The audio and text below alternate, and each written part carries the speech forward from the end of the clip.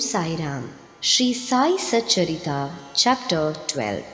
Sai Leelas. Experiences of Kaka Mahajani, Dhumal Pleader, Mrs. Nimunkar, Mule Shastri, and a doctor. Now, let us see in this chapter how devotees were received and treated by Baba. Saint's Mission. We have seen before that the purpose or object of divine incarnation is to protect the good and destroy the wicked. But the mission of the saints is quite different. To them, the good and the wicked are the same. First, they draw the evildoers and set them on the right path. They are the Agasti, that is a renowned Hindu saint, to destroy the Bhavasagar, that is the ocean of worldly existence, or the sun to destroy the darkness of ignorance. The God dwells in the saints. In fact, they are not different from him. Our Sai is one of these who incarnated for the welfare of the devotees. Supreme in knowledge and surrounded with divine aura, he loved all beings equally. He was unattached.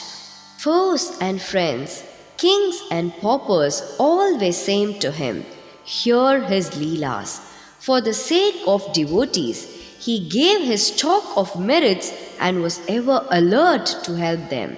But the devotees could never approach him unless he meant to receive them. If their appointed time did not come, they did not remember Baba, and his Leelas could not reach their ears. Then, how could they think of seeing him? Some men desired to see Sai Baba, but they did not get any opportunity of taking his darshan till his Mahasamadhi. There are many such persons whose desire for Baba's darshan was not thus satisfied. If these persons, believing in him, listen to his Leelas, their quest for darshan will be, to a great extent, satisfied by the Leelas. Even if some persons went there by sheer luck and took Baba's darshan, were they able to stay there longer? No. Nobody could go there of his own accord, and nobody could stay there longer if Baba did not wish so. They could stay there so long as Baba permitted them to stay, and had to leave the place when asked to do so by him.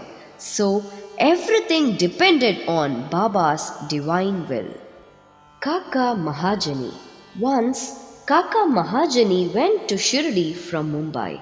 He wanted to stay there for 1 week and enjoy the Gokulashtami festival. As soon as he took Baba's darshan, Baba asked him, "When are you returning home?" He was rather surprised at this question, but he had to give an answer. He said that he would go home when he ordered him to do so. Then Baba said, "Go tomorrow." Baba's word was law and had to be obeyed. Kaka Mahajani therefore left Shirdi immediately. When he went to his office in Mumbai, he found his employer anxiously waiting for him. His munim, that is the manager, suddenly fell ill. Hence, Kaka's presence was absolutely necessary.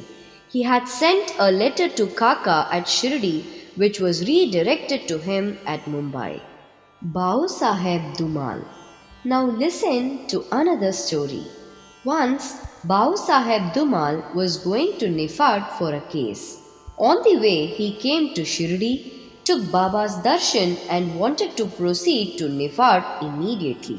But Baba did not permit him to do so. He made him stay at Shirdi for a week or more. In the meanwhile, the magistrate at Nifad suffered intensely from pain in his abdomen and the case was adjourned. Mr. Dhumal was then allowed to go and attend to his case. It went on for some months and was tried by 4 magistrates. Ultimately, Mr. Dhumal won the case and his client was acquitted. Mrs. Nimunkar. Mr. Nana Saheb Nimunkar, Watandar of Nimon and honorary magistrate, was staying at Shirdi with his wife. Mr. and Mrs. Nimunkar were spending most of their time in the masjid with Baba and serving him.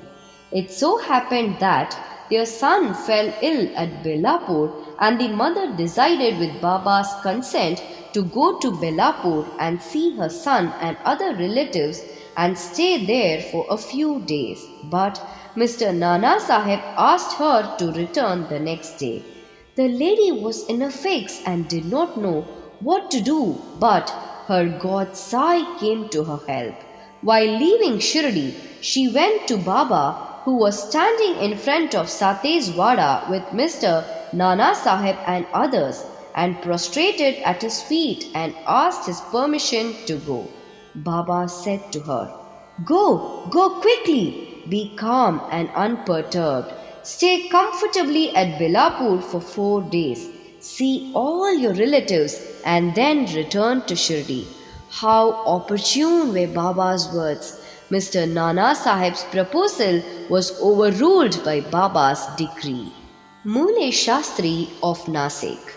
An orthodox Agnihotri Brahmin of Nasik, Mule Shastri, who had studied the 6 Shastras and was well versed in astrology and palmistry, once came to Shirdi to see Mr. Bapu Sahib Bhuti, the famous millionaire of Nagpur. After seeing him, he and others went to see Baba in the masjid. Baba bought various fruits and other things from vendors with his own money and distributed them to the people present in the masjid. Baba used to press the mango on all sides so skillfully that when Baba sucked it, he got all the pulp at once in his mouth and could throw away the seed. Plantains were peeled off by Baba and the pulp was distributed to the devotees, while the skins were retained by Baba for himself. Mule Shastri, as a palmist, wanted to examine Baba's palm and asked him to extend his hand. Baba ignored his request and gave 4 plantains to him. Then they all returned to the Wada and Mule Shastri bathed, wore fresh clothes and started his routine duties, that is, Agnihotra, etc. Then Baba, as usual, started for Lendi and said, "Take some geru, that is, a red miry substance used to dye clothes in saffron color. We shall today don saffron-colored cloth." None understood what Baba meant. Then after some time, when Baba returned and preparations for the noon arti, that is prayer, were being made, Bapu Sahib Jog asked Mule Shastri whether he would accompany him for the arti. He replied that he would see Baba in the afternoon. Baba sat on his seat, was worshipped by the devotees, and arti commenced. Then Baba said, "Get some dakshina from the new Nashik Brahmin." Bhuti himself went to the Wada to get the dakshina, and when he gave Baba's message to Mule Shastri, he was sorely perplexed. He thought in his mind thus, "I am a pure Agnihotri Brahmin. Why should I pay dakshina? Baba may be a great saint. I am not his dependent. But since a great saint like Sai Baba was asking for dakshina through a millionaire like Bhuti, he could not refuse. So, leaving his routine unfinished, he started with Bhuti for masjid. Thinking himself holy and the masjid otherwise, he remained at a distance, and after joining his palms threw flowers at Baba from there. Then, lo, all of a sudden, he saw not Baba, but his late Guru Golab Swami there. He was wonderstruck. Could this be a dream? No, it was not, as he was wide awake. But how could his late Guru Golab be there? He was speechless for some time. He pinched himself and thought again, but could not reconcile to the fact of his late Guru Golab being in the masjid. Ultimately, leaving aside all doubt, he went up, fell at his Guru's feet, and then stood there with folded hands. Other people sang Baba's Arati, while Mule Shastri chanted loudly his Guru's name. Then casting off all pride of caste and sacredness, he fell at his Guru's feet and closed his eyes. When he got up and opened his eyes, he saw Baba asking for dakshina. Seeing Baba's blissful form and his inconceivable power, Mule Shastri forgot himself. He was extremely pleased. His eyes were full of tears of joy. He again saluted Baba and gave the dakshina. He said that his doubt was removed and he saw his own Guru. On seeing this wonderful Leela of Baba, all the people, including Mule Shastri, were much moved and they realized the meaning of Baba's words. Bring Geru, we shall don saffron-colored cloths. Such is the wonderful Leela of Baba. A doctor. Once a mamlatdar, that is, a revenue officer, came to Shirdi with a doctor friend of his. The doctor said that his deity was Ram and that he would not bow before a Mohammedan, and so he was unwilling to go to Shirdi. The mamlatdar replied that nobody would press him to bow down, so he should come and give the pleasure of his company. Accordingly, they reached Shirdi and went to the masjid for Baba's darshan. All were wonderstruck to see the doctor going ahead and saluting Baba. They asked him how he forgot his resolve and bowed down to a Musalman. Then the doctor replied that he saw his beloved deity Ram on the seat and he therefore prostrated himself before him. Then, as he was saying this, he again saw Sai Baba there. Being dismayed, he again said, "Is this a dream? How could he be a Mohammedan?